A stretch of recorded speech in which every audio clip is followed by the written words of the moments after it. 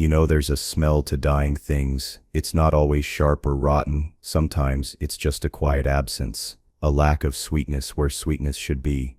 I smell it every morning when I walk the north rows, the ones closest to the river. I crush a leaf from a century-old vine between my fingers, and instead of that vibrant green scent of life, there's just a faint dusty perfume of decay. It's the smell of my family's legacy turning to ash in my hands. My name is Clark Dalton, and this vineyard has been my life.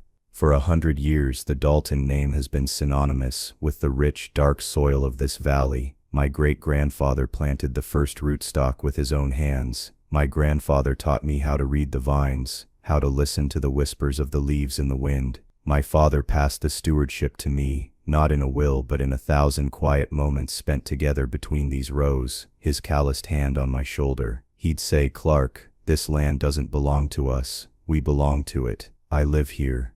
I breathe this air. My fingernails are permanently stained with the same earth that fed 4 generations of my family." My sister Emily lives in the city.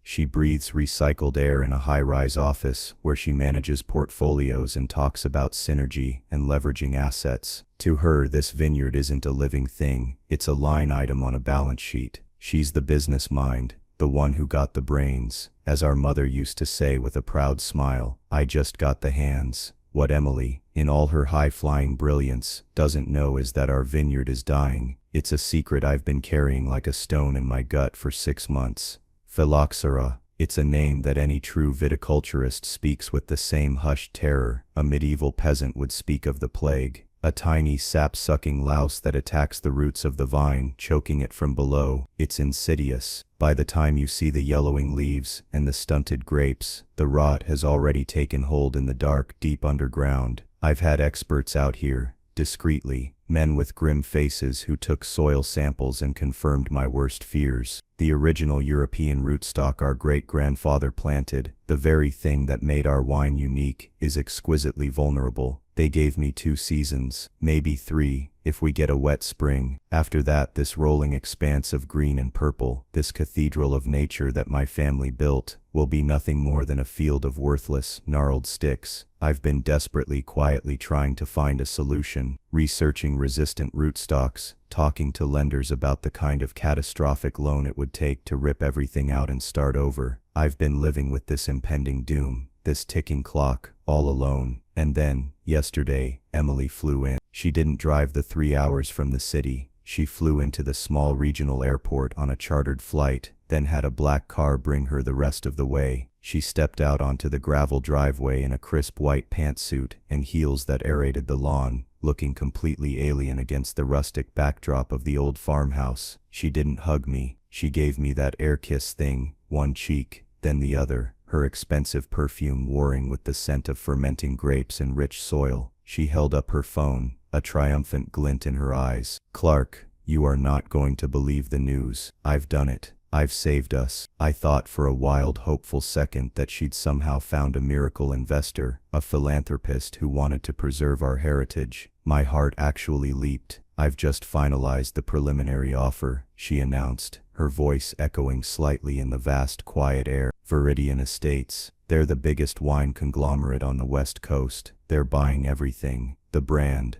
the land, the house. Clark, they're paying a price. It's staggering. It's generational wealth. We're set. Our children's children will be set." The bottom dropped out of my world. Veridian Estates. They weren't winemakers. They were corporate vampires. They bought historic family vineyards, squeezed the brand for a few years, and then sold the land to developers for luxury condos. She wasn't saving our legacy, she was selling its tombstone. And the worst part, the part that made my blood run cold, was the look on her face. Pure, unadulterated pride. She thought she was the hero of the story. She was about to sell a dying empire for a fortune, unwittingly committing massive fraud. She was about to build her glorious future on a foundation of rot and deceit, and she had absolutely no idea. I stood there, the dust of the vineyard on my boots, the secret of its death in my heart, and I looked at my sister, the brilliant business mind, and I was torn. Do I tell her? Do I expose the truth and watch this life-changing deal evaporate, watch her grand triumph turn to dust? Or do I stay quiet, let her sign the papers, and let her, for the first time in her perfect, pristine life, utterly and completely destroy her own reputation. The choice was mine, and either way, the house of Dalton was about to fall.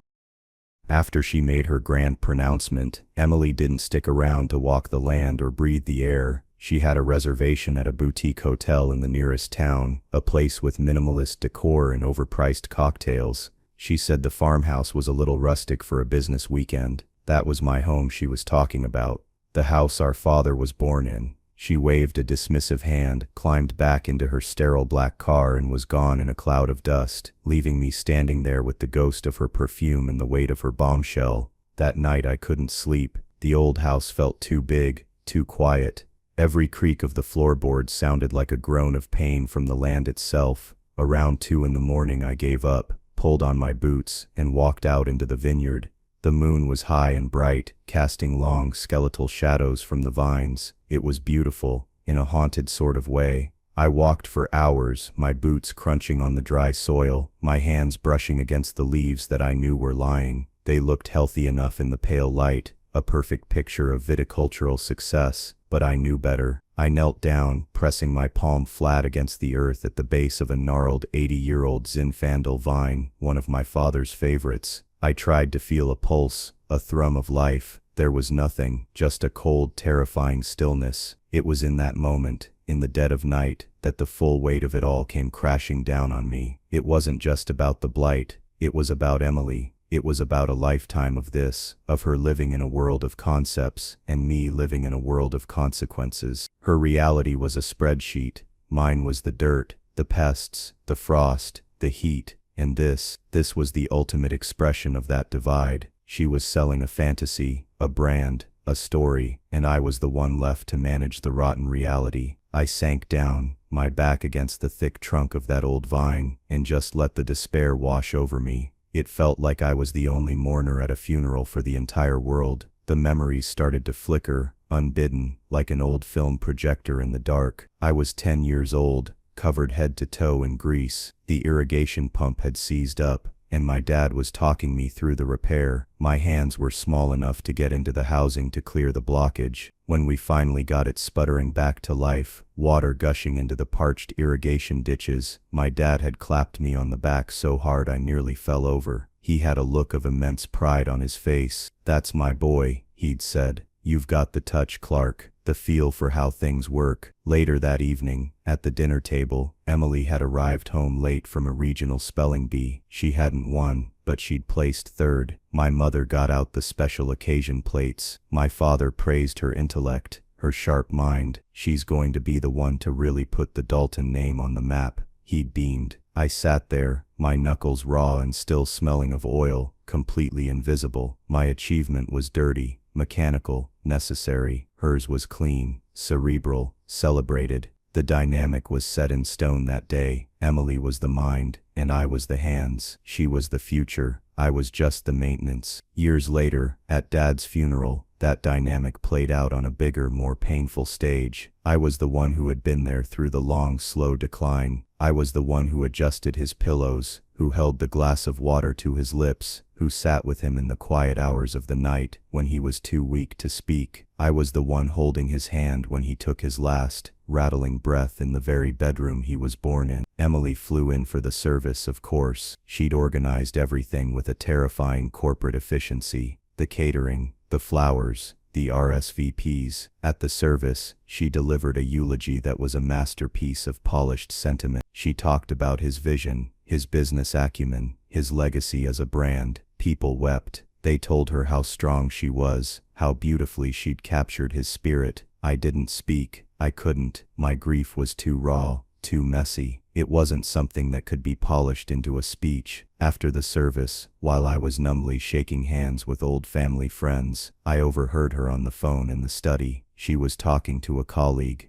"The transition will be smooth," she was saying, her voice crisp and low. "The vineyard is a stable asset, a bit antiquated in its operations, but the fundamentals are strong. It will form a significant part of the estate's value. An asset. Our father wasn't even cold in the ground, and she was already appraising his life's work like a piece of real estate. I felt a cold knot of resentment tighten in my chest, a knot that had never truly loosened. The most recent memory was the one that stung the most. About a year ago, I'd started to see the first signs, though I didn't know what it was yet. A slight drop in yield from the oldest blocks, a lack of vigor in the new growth. I knew our costs were rising: fertilizer, water, labor. I put together a detailed report with figures and projections. I called Emily, trying to explain that we needed to make a significant investment in soil health, in modernizing our irrigation to conserve water. I needed her, the executor of the estate, to approve the expenditure from the family trust.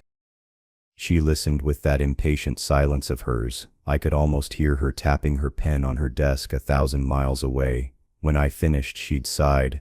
"Clark, I've looked at the numbers from my end. The vineyard's profit margins are already thinner than I'd like. We can't just throw money at every little problem. You need to be more efficient. Can you optimize your Q3 spending? Let's circle back on this next quarter after I see the P&L report."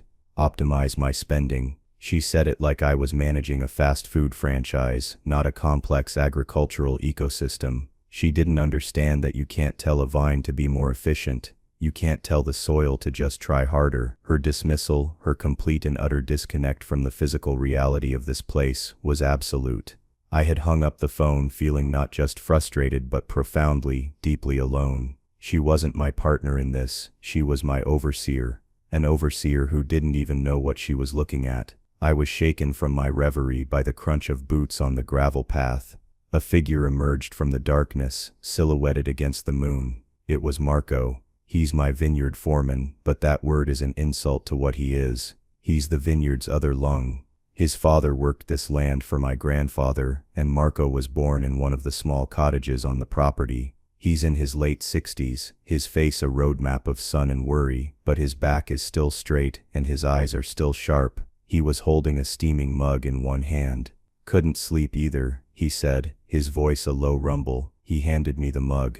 It was strong, black coffee. "Saw the lights were on. Figured you were out here talking to the ghosts." We sat in silence for a few minutes, sipping the coffee, two sentinels watching over a dying kingdom. Marco knew. He didn't know the name phylloxera, not in the scientific sense, but he knew the sickness. He'd seen it in the way the roots looked when we'd had to pull up a dead vine, in the subtle pallor of the leaves. He just didn't know how bad it was. "She was here," I said finally, the words tasting like ash. "Emily." Marco grunted. He had no love for my sister. He called her La Doña de la Ciudad, the lady of the city. "She's selling it," I said, the confession feeling like a betrayal in itself, all of it, to one of the big ones. "Veridian." Marco was silent for a long time. He took a slow sip of his coffee, his eyes fixed on the distant hills. Then he turned to me, and his gaze was like granite. "She's selling them sick vines, Clark." I just nodded, unable to speak. I felt a wave of shame so powerful it almost choked me. He shook his head, not in anger, but in a deep, weary sadness. "Your father, God rest his soul, he would never have done that. That man would have sooner set fire to this whole place and walked into the flames than sell a lie. He used to say that the name on the bottle was a promise from our soil to the person holding the glass. He looked me straight in the eye, his gaze unwavering, and he wouldn't let that girl, bless her ambitious heart, make a fool of you, or a fraud of this family's name. This isn't about money, hee-ho. It was never about money for your father. It was about honor." His words struck me with the force of a physical blow. Honor. That was the word I'd been searching for. Emily was trading our family's honor, a century of it, for a pile of cash, and I was about to let her do it, to hide behind my resentment and watch her burn. Marco was right. My father would be ashamed. Not of the dying vines, that was nature, a battle you sometimes lose. He would be ashamed of me for even considering letting this charade go forward. A new feeling began to displace the despair. It was cold and hard and sharp. It was resolve, but it was more than that. It was something else, something I hadn't felt before. It was a slow burning anger, not at Emily's ignorance, but at her arrogance, At the casual way she was about to erase 100 years of sweat and toil and love because she saw an opportunity. In that moment, sitting in the dirt next to the man who was more of a father to this land than she had ever been a sister to me, my decision was made. I wasn't just going to stop her. I was going to beat her at her own game. She wanted to play business. Fine. Let's play business. It wasn't about revenge. Not at first. But as I stood up, the cold resolve hardening into steel in my veins, I had to admit to myself it was starting to feel a lot like it. And for the first time in a long time, I felt a spark of something other than dread. I felt a purpose. The dying vineyard had one last fight in it. And so did I. The next morning, the world looked different. The despair of the night had burned away, leaving behind the clean, cold ash of purpose. I wasn't a victim anymore. I was a strategist. Emily thought this was her game, her world of contracts and capital. She had no idea I was about to change the rules, the players, and the entire board. My first call wasn't to a lawyer, it was to Dr. Alistair Finch. He was the agronomist from the University Extension who had delivered the initial death sentence for the vineyard. He was a dry academic man in his late 50s, more comfortable with soil charts than people, but he possessed an encyclopedic knowledge of vine pathology. When I'd first gotten his report, I'd felt a sense of hopelessness. Now I saw it not as an obituary, but as an arsenal. Dr. Finch, Clark Dalton here, I said, my voice steady. I need to pick your brain, off the record. I could hear the rustle of papers on his end. Mr. Dalton, I trust you're coping. That was his version of bedside manner. I'm moving past coping, doctor. I want to talk about solutions, not for my current vines. I know they're a lost cause. I want to talk about the land itself. If a person were to, hypothetically, rip everything out, every last vine, and start from scratch with resistant American rootstock, what would that look like? What's the timeline? What's the cost? There was a pause. You're talking about a scorched earth rebirth, he said, a flicker of academic interest in his voice. It's a monumental undertaking. You'd be looking at a minimum of 5 years before you get a commercially viable crop, 7 to 10 before the new vines develop the kind of character a high-end winery would want. The cost, my God. For a property your size, you'd be looking at millions. Soil fumigation, new trellising, the rootstock itself, the grafting, the labor. It's a generational project.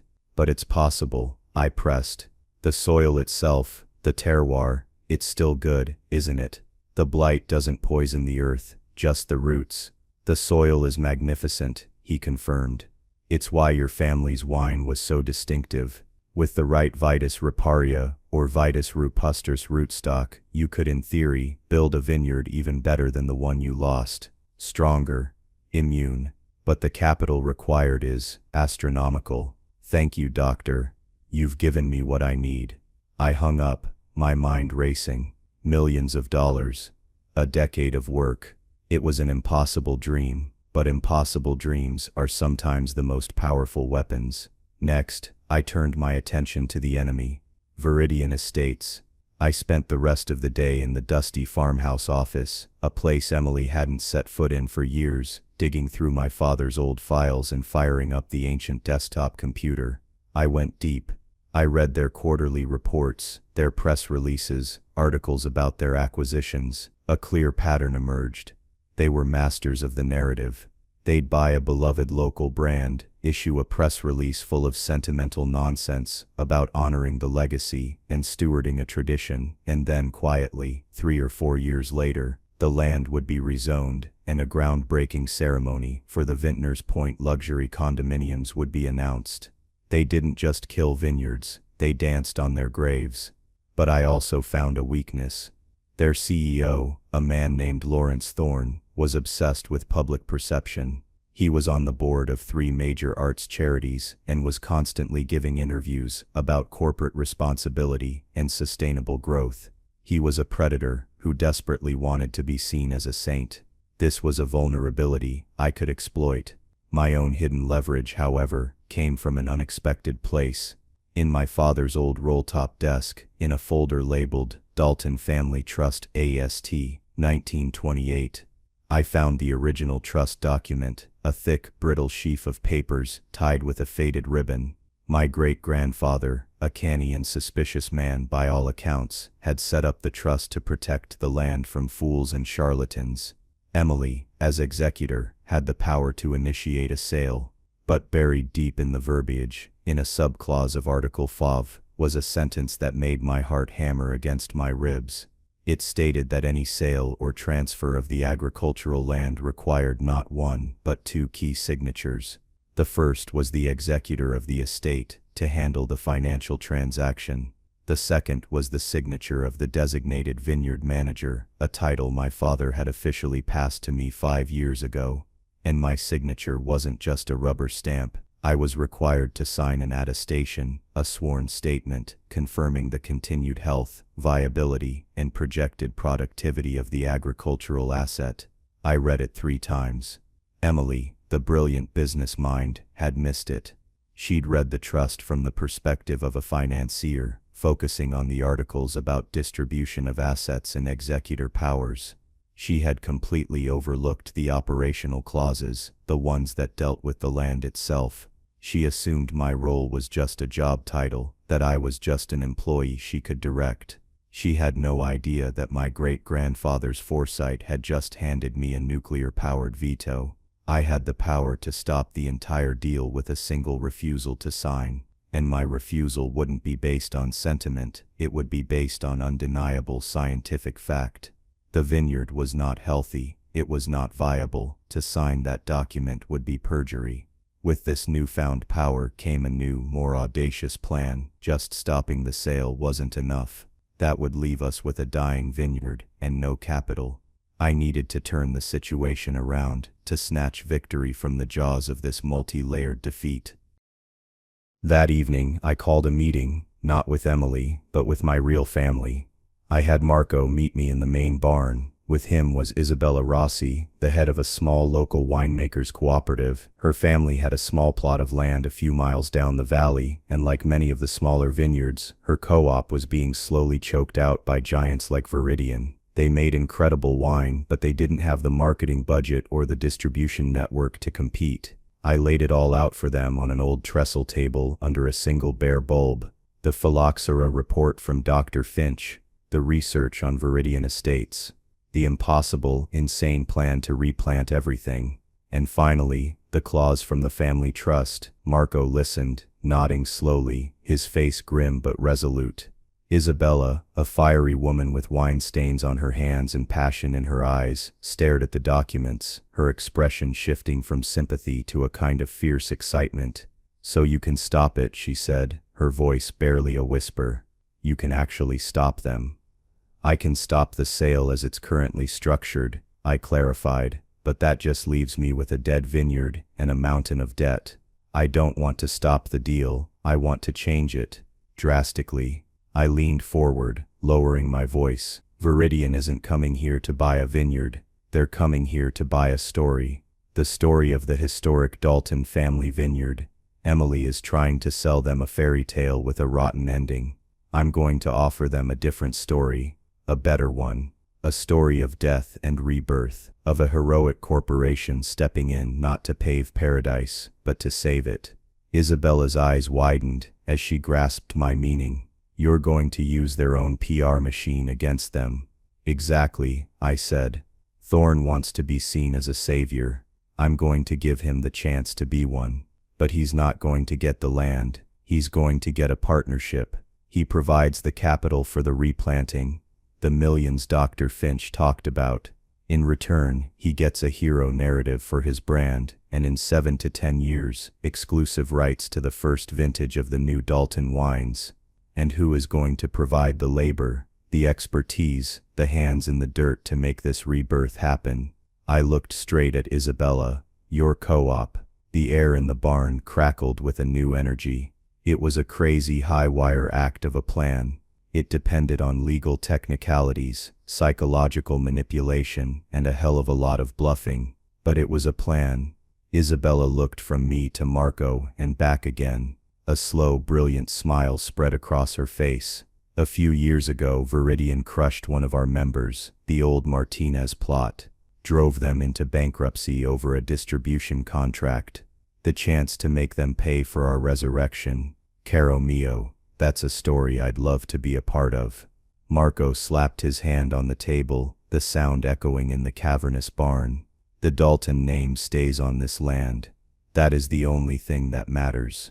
We do this, Clark, for your father. The alliance was forged. My quiet, lonely fight had become a conspiracy.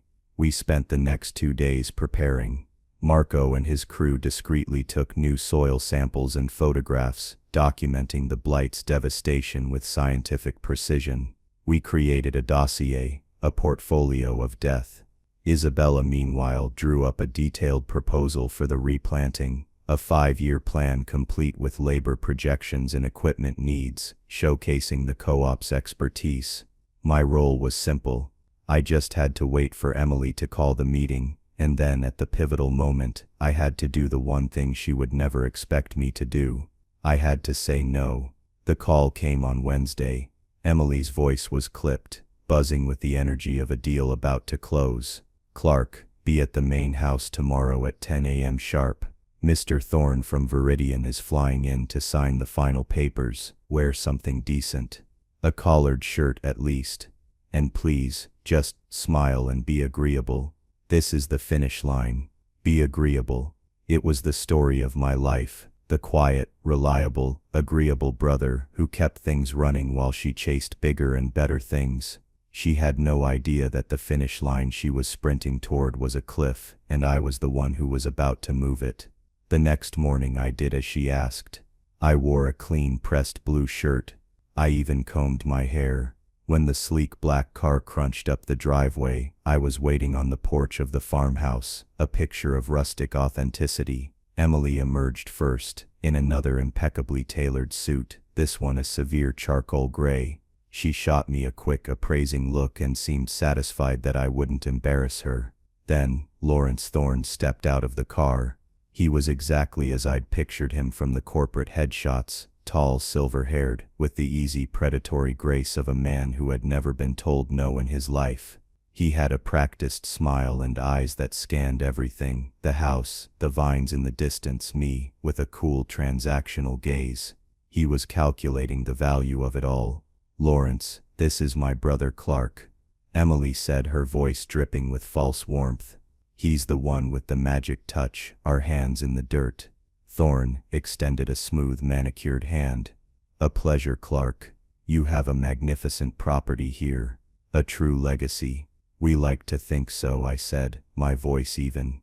My handshake was firm. My hand was clean, but I knew he could feel the calluses, the permanent texture of labor ingrained in my skin.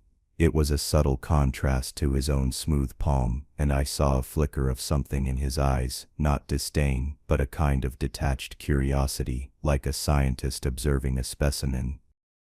Emily led us into the formal dining room, a room we only ever used for Christmas and funerals. She had set out coffee and pastries on my mother's good china. On the polished mahogany table lay a thick stack of documents, a leather-bound portfolio that probably cost more than my monthly budget for fertilizer. This was the altar upon which my family's history was to be sacrificed. Well, shall we get to it? Emily said, beaming at Thorne. A historic day for all of us. Thorne nodded, his smile unwavering. They sat down, and Emily slid the portfolio across the table to me, tapping a perfectly manicured finger on a signature line at the back of the main contract. We just need your final sign-off on the operational transfer, Clark, and the attestation, standard procedure. This was it, the moment the entire plan hinged on. I pulled the portfolio toward me, my heart a slow, heavy drum in my chest. I didn't look at the main contract. I flipped directly to the back, to the addendum page she'd mentioned. There it was, the manager's attestation of agricultural viability. I read the clause aloud, my voice calm and clear in the quiet room. I, Clark Dalton, as the acting vineyard manager, do hereby attest to the continued health, viability, and projected productivity of the agricultural assets of the Dalton estate. I looked up from the page, my eyes meeting Thorne's directly. I ignored Emily completely. Mr. Thorne, I said, my voice perfectly level. I'm a man of the soil, my word is my bond, my signature is my promise, and I cannot in good conscience sign this document. The silence that followed was stunning. It was so absolute, I could hear the buzz of a fly against the window pane. Emily's smile froze on her face, cracking like cheap porcelain. Her eyes widened, first in confusion, then in dawning horror. "Clark, what are you talking about?" she hissed, her voice a strained whisper. "It's a formality, just sign it." I kept my eyes on Thorne. His practiced smile had vanished. His face was now a mask of sharp, intelligent curiosity. He leaned forward slightly, his gaze narrowed. The predator had scented something unexpected in the air. "Why can't you sign it, Mr. Dalton?" Thorne asked, his voice soft, but with an underlying edge of steel. I took a slow breath. I didn't pull out my dossier of evidence, not yet. The first move was to simply plant the seed of doubt. "Because the statement is not true," I said simply. "To sign it would be a lie." Emily made a small strangled sound. "He's being sentimental," she said quickly, forcing a laugh that sounded like breaking glass. "He's very attached to the old ways. It's an emotional day for him." Thorne didn't even look at her. His eyes were locked on mine. He was a man who dealt with liars and sycophants all day long. He knew the ring of truth when he heard it, even if it was a truth he didn't want to hear. "Emotional or not," Thorne said, his voice dangerously smooth, "the word lie has been introduced into this conversation. My company is about to invest a significant amount of capital based on the presumed value of this agricultural asset. You're the man on the ground. You're telling me there's something I should know about the health of these vines." The panic in Emily's eyes was incandescent. She was a master of the boardroom, of spreadsheets and projections. But this was real. This was a problem she couldn't solve with a clever turn of phrase. She had no data, no knowledge, nothing but the blustering confidence that was now rapidly failing her. "Of course not," she insisted, her voice a little too high. "The vineyard is in perfect condition. Our yields have been stable. Clark, tell him you're just being difficult." I turned to my sister for the first time, a look of calm, regretful honesty on my face. "Emily, when was the last time you walked the North Rows? When was the last time you took a soil sample from the old vine block?" She stared at me, speechless. The questions were so simple, yet they completely disarmed her. She had no answers. She had never asked the questions. I turned back to Thorne. "I cannot sign the attestation. My duty is to the land, and my conscience is clear. I'm sorry if this complicates things." Thorne leaned back in his chair, tapping a slow, deliberate rhythm on the mahogany table with his pen. The deal wasn't dead, but a mortal wound had been inflicted. He looked at Emily, and for the first time she wasn't his respected peer. She was a liability. The entire atmosphere in the room had shifted. The power, which moments ago had been sitting firmly with Emily and her multi-million-dollar contract, had just silently, decisively, flowed to my side of the table. "Well," Thorne said, his voice now devoid of any warmth, "it appears we may need to postpone this signing. My legal team will want to schedule a full independent agricultural survey before we proceed." Immediately, Emily's face went white. An independent survey. It was a death sentence for the deal, and she knew it. She shot me a look of pure, unadulterated fury. In her eyes, I wasn't her brother protecting the family's honor. I was a traitor who had just scuttled her masterpiece. The silent takeover was complete. The panic was just beginning. The moment Thorne's black car disappeared down the long gravel driveway, the dam of Emily's composure didn't just break, it exploded. The serene, powerful business executive vanished, replaced by a furious, cornered animal. "What did you do?" she shrieked, her voice echoing in the cavernous dining room. She was pacing, her sharp heels digging into the antique rug my grandmother had prized. "Do you have any idea what you've just done? That was our future, our one chance to get out from under this pile of dirt." I remained seated at the table, calm. My quietness seemed to infuriate her even more. "I told the truth, Emily. Something you forgot to do." "The truth," she scoffed, a wild, incredulous laugh escaping her. "The truth is that you're a jealous, sentimental fool who couldn't bear to see me succeed. You've been wasting your life here playing farmer while I was out in the real world building something. I handed you a golden parachute, a ticket out, and you set it on fire out of spite. Every word was a perfectly crafted dagger, designed to hit all my old insecurities. The sentimental fool. The one wasting his life. It was the same script she'd been using on me for 20 years, but for the first time it had no effect. The words just glanced off the new armor of my resolve. "This isn't about you, Emily," I said, my voice low and steady. "And it's not about me. It's about the land. And it's about Dad's name." "Oh, don't you dare," she spat, pointing a trembling finger at me. "Don't you dare hide behind him. Dad would have wanted this. He would have been proud of the deal I made." "No, he wouldn't have," I said, standing up. My voice was quiet, but it cut through her tirade. "Dad would never have sold a lie. He would never have put the Dalton name on a fraudulent deal. You're the one who forgot who he was. You were too busy calculating his legacy to remember his character." Her face crumpled. For a second, I saw a flicker of the little sister I once knew, a flash of vulnerability, but it was gone in an instant, replaced by a steely, manipulative glare. The power had shifted out of her hands, and now she was desperately trying to claw it back using the only tools she had left: guilt and emotional blackmail. The next few days were a siege. Thorne's company, true to his word, had put the deal on indefinite hold pending the results of a comprehensive soil and vine analysis by a top-tier agricultural firm.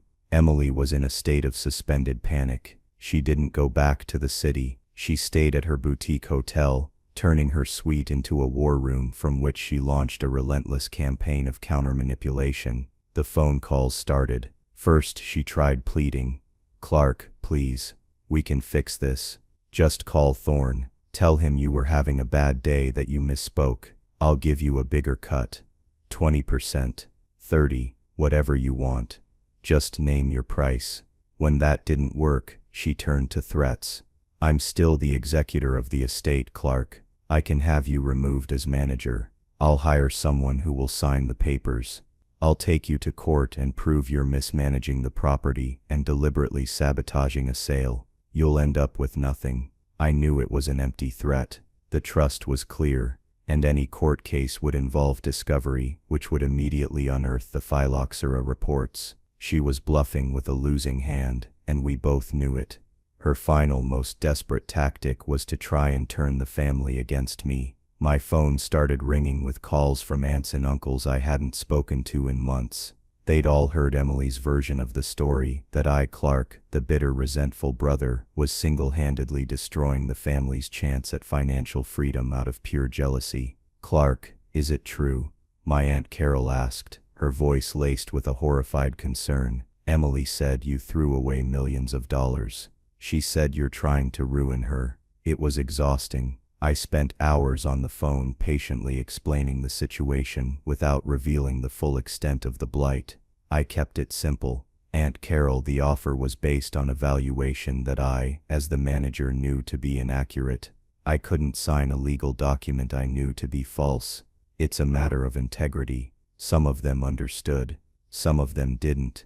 To them, I was the fool who couldn't see the bigger picture, the simpleton standing in the way of a lottery win. The exodus of family support was painful, but it was also clarifying. It showed me who valued money over honor. Through it all, Marco was my rock. He'd just show up at the farmhouse in the evening with 2 cold beers, and we'd sit on the porch, watching the sun set over the diseased vines. He never offered advice unless I asked for it. He was just a quiet, steady presence, a silent testament to the fact that I was doing the right thing. One evening, as Emily's frantic calls became more and more unhinged, I felt a moment of weakness. "Maybe I should just tell her," I said to Marco, swirling the beer in my bottle. "Tell her about the blight. End this whole charade." Marco took a long drink before answering. "No," he said firmly. "She wouldn't see the truth. She'd just see it as another problem you created. Another excuse. Right now she thinks you're being stubborn. Let her think that.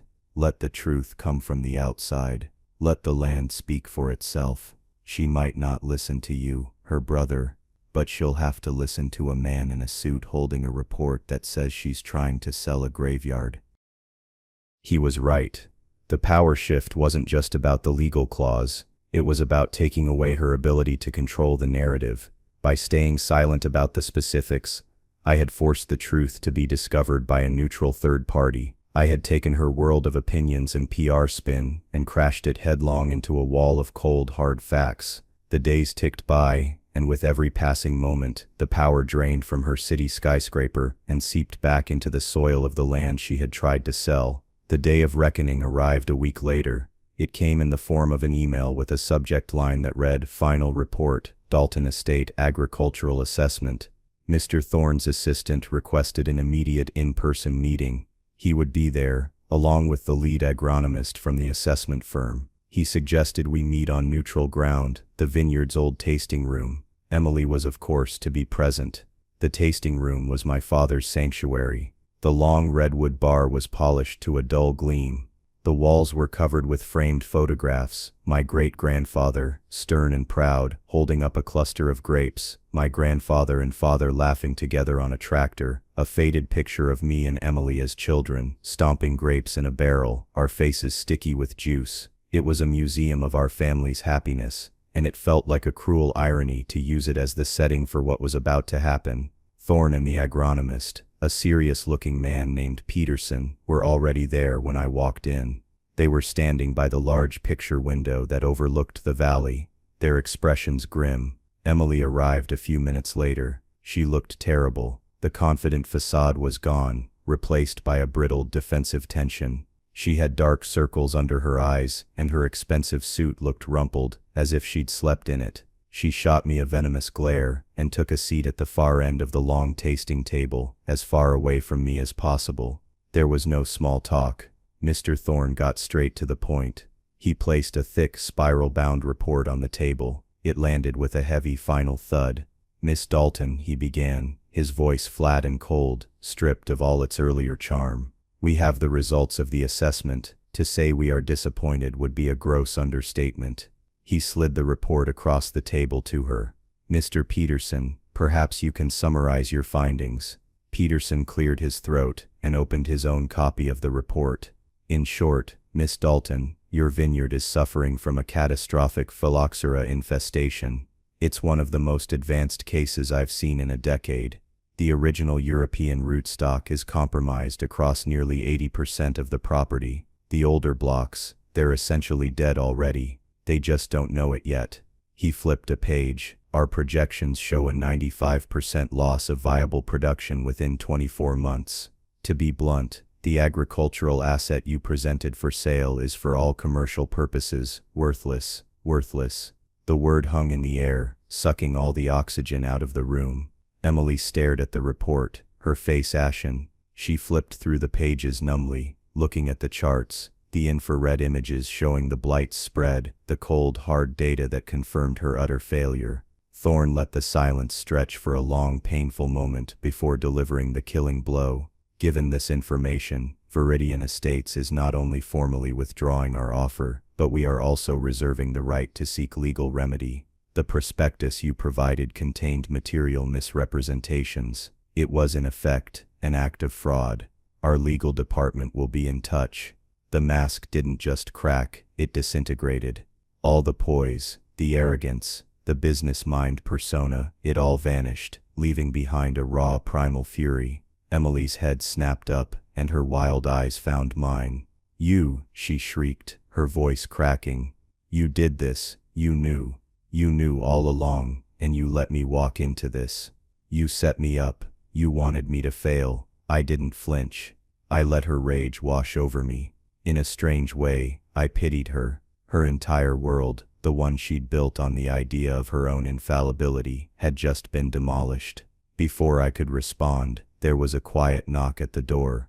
On my cue, Isabella Rossi, the head of the winemakers co-op, stepped inside. She was dressed simply, in work boots and jeans, but she carried herself with an undeniable authority. She nodded to me, then turned her steady gaze to the stunned executive at the head of the table. "Mr. Thorne," I said, my voice cutting through the tense atmosphere. "You're right, the vines are worthless, but the land is not." Thorne looked at me, his expression shifting from anger to confusion. Emily stared at Isabella, as if she were an alien who had just beamed down into the room. Mr. Peterson said it himself, I continued, walking over to the window and gesturing out at the valley. The soil is magnificent. The terroir is unique. You came here to buy a story, Mr. Thorne. The story of a legacy. My sister offered you a cheap, fraudulent version of that story. I'm here to offer you a better one. A real one. I walked back to the table and laid down my own portfolio, the one Isabella and I had prepared. It was thinner than Thorne's contract, but it contained something far more valuable, a future. It's a story of death and rebirth, I said, my voice filled with a passion I hadn't felt in years. You're a man who cares about his public image.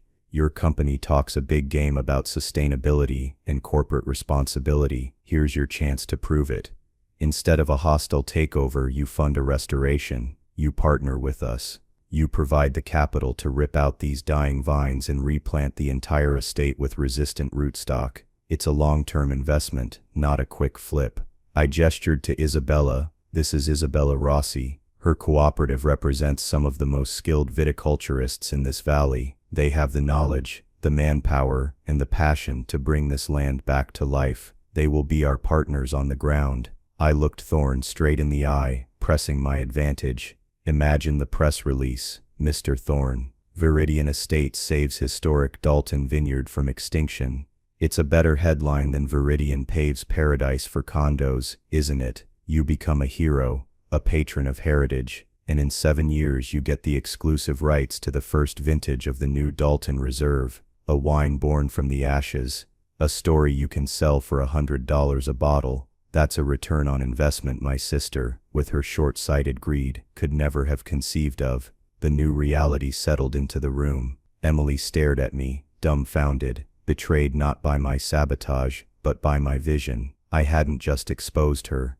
I had outmaneuvered her, outplanned her, and beaten her at her own game. She saw a dying asset to be liquidated. I saw a legacy to be reborn. Thorne was silent, looking from me to Isabella, then down at my proposal. I could see the wheels turning behind his cold, intelligent eyes. He was no longer a victim of fraud. He was being offered a new, more interesting, and potentially more profitable opportunity. He was a businessman, and he recognized a brilliant, if audacious, pitch when he heard one. The power shift was no longer just a shift. It was a complete reversal of the poles. I was no longer the rustic fool. I was the one holding all the cards. The silence in the tasting room stretched, thick and heavy. Emily looked like she had been turned to stone, her face a mask of disbelief and impotent fury. Thorne, on the other hand, was leaning forward, his earlier anger completely gone, replaced by the keen, focused intensity of a shark that has just spotted a new, more interesting meal. He picked up my proposal and began to read, his eyes scanning the pages with practiced speed. He looked at Isabella's labor projections, at Dr. Finch's soil analysis, at my projected timeline for the rebirth. After a few long minutes, he closed the folder and looked at me. A slow, genuine smile spread across his face for the first time that day. It was a predator's smile, but this time, it felt like I was being invited to the hunt, not to be the prey. Mr. Dalton, he said, his voice holding a new note of respect. That is the most audacious, insane, and brilliant pitch I've heard in 20 years. He tapped the proposal. A partnership, not a purchase. We provide the capital. You and Miss Rossi provide the soul. We get the marketing narrative and the future profits. He paused, looking out the window at the vineyard. It's a hell of a story. My sister finally found her voice. You can't be serious, she whispered, looking at Thorne. He's a farmer. What does he know about a deal like this? Thorne turned his cool gaze on her, and all the warmth vanished. He knows his product, Miss Dalton, something it appears you neglected to do. He knows its weaknesses, its strengths, and its potential. He didn't just try to sell me an asset. He showed me how to build a new one. That's a kind of vision my company values. He stood up, extending a hand not to her, but to me. Have your lawyer draw up a preliminary partnership agreement. Send it to my office. We have a lot to discuss. And just like that, it was over. The old deal was dead. A new one was being born. Emily didn't say another word. She just watched as Thorne shook my hand, then Isabella's. She watched as he and Peterson left, leaving the three of us in the room, filled with the ghosts of our family's past and the blueprint for its future. When the door closed, she stood up slowly, her movements stiff. She didn't look at me. She looked at the photos on the wall, her gaze lingering on the one of us as children, stomping grapes. "I was trying to secure our future," she said, her voice hollow, devoid of its earlier fire. "I was trying to give us the life Dad always wanted for us, free from this." She waved a hand vaguely at the room, the vineyard, the life of toil. "No, Emily," I said, my voice softer now. There was no need for anger anymore. "You were trying to secure your future. You were trying to escape. Dad never wanted us to be free from this. He wanted us to be worthy of it." She finally looked at me, and in her eyes I saw not just defeat, but a profound and devastating lack of understanding. She still didn't get it. She never would. She picked up her expensive handbag, turned, and walked out of the tasting room, out of the farmhouse, and out of my life. I haven't spoken to her since. The aftermath was quiet. The story of Emily's failed deal and near-fraudulent misrepresentation spread through her corporate circles. Her reputation as a brilliant dealmaker was tarnished. She left her high-powered job a few months later, and from what I hear from my aunt, moved overseas. She got her escape, just not in the way she had planned. For me, the vindication wasn't in her downfall. I took no joy in it. The victory was in the work that followed. The first day the bulldozers came to clear the old dead vines was somber. Marco and I stood on the hill watching as a century of history was uprooted and piled high. It felt like a funeral. But a few weeks later, when the first shipment of new, resistant rootstock arrived, the feeling was one of pure, unadulterated hope. The partnership with Veridian was tough but fair. Thorne was a demanding partner, but he respected me, and he respected the land. The funding was there. The co-op, led by Isabella, worked tirelessly. We replanted the entire vineyard block by block, a painstaking process that took nearly 2 years. My days were long and my body ached, but it was a good ache. It was the ache of building something, not just maintaining it. My new reality is this. I wake up each morning to the smell of damp earth and new life. I walk the rows of young, vigorous vines, their leaves a vibrant, healthy green. The vineyard is alive again, stronger and more resilient than ever before. It wasn't about the money. It was never about revenge. Not really. It was about honor. It was about a promise made to the land and to the generations who had tended it before me. My sister saw a price tag. I saw a legacy. She wanted to cash out, but some things you can't put a price on.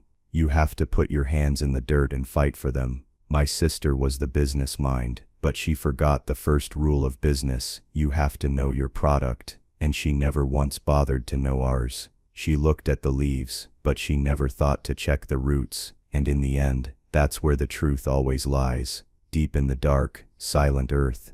So I want to ask you, have you ever had to fight for something a family member wanted to throw away? A home, a memory, a principle? Let me know your story in the comments below. I read every one. And if you believe that some things are worth more than money and want to hear more stories about fighting for what's right, make sure to like this video and subscribe to the channel. Thank you for listening.